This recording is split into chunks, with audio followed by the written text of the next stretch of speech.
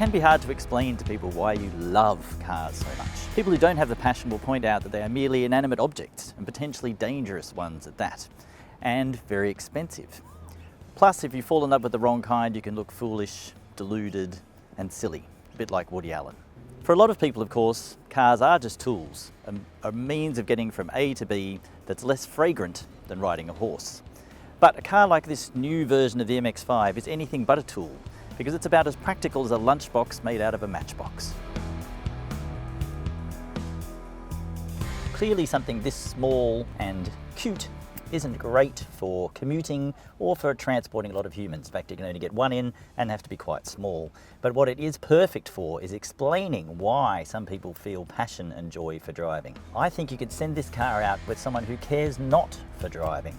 Send them out on a nice winding bit of road with the roof down and the sun shining, and they will come back and say to you, "Oh, yeah, now I get it. That's how good this car is." The simple sporting purity of the MX-5 is the kind of thing that makes enthusiasts weep salty tears of joy. The rear-wheel driveness, the instant feeling of it, everything about it's just so great. And what makes it even more special, this car, is that it's always been just about affordable. Even if you can only afford a second-hand one, you can actually buy this. You can actually live the dream of sports car ownership.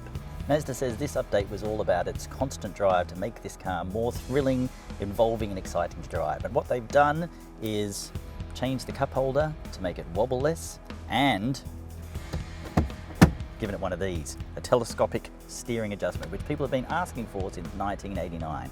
Finally it's here, and it does make the perfect driving position slightly more perfect. Fortunately, they've also fiddled with a 2-litre engine that 95% of buyers will choose.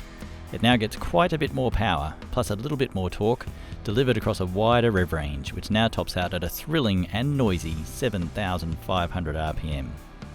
As for the chassis of the car, it's already so great that even a bunch of Japanese engineers, a group of perfectionists if ever there was one, decided there was nothing about it that could be improved with this model update.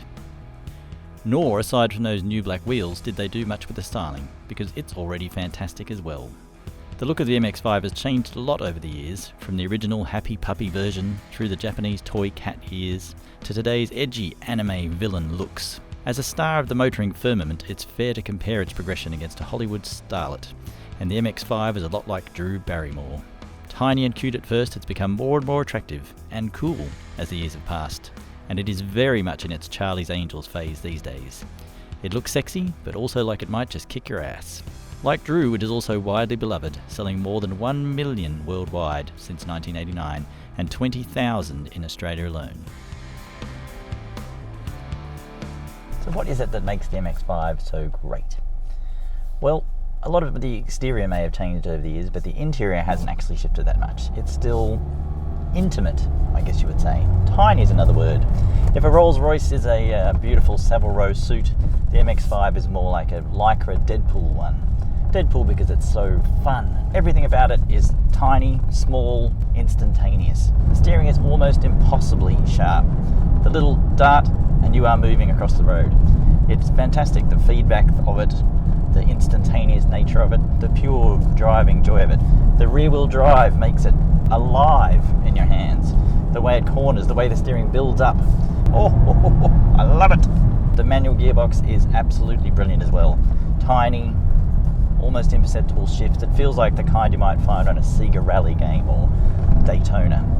It almost feels unreal. But what makes the MX-5 arguably even better than a Porsche, a BMW, any more expensive sports car, besides the price tag of course, is the fact that it's fun even at low speeds. Go around a corner at 50, 60 kilometers an hour and the steering weights up, the little body shifts across, you feel that torque in your hips, everything about it happens even at low speed. And this is not a fast car. You're never going to be flying along at Ferrari speeds or Porsche speeds. But you are, even at 80 kilometers an hour, having just as much fun. And that, in a world where your license is getting harder and harder to hang on to, makes the MX-5 a fantastic investment. It really is quite hard to fix something that's not broken.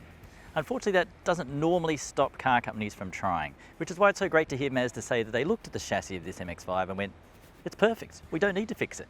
So all they really did with this car was make the engine a bit more exciting, a bit more power, a bit more torque, a bit higher revs, nicer noise. frankly, they couldn't have got it more right. So the good news is, if you wanted one before, now you'll just want one even more.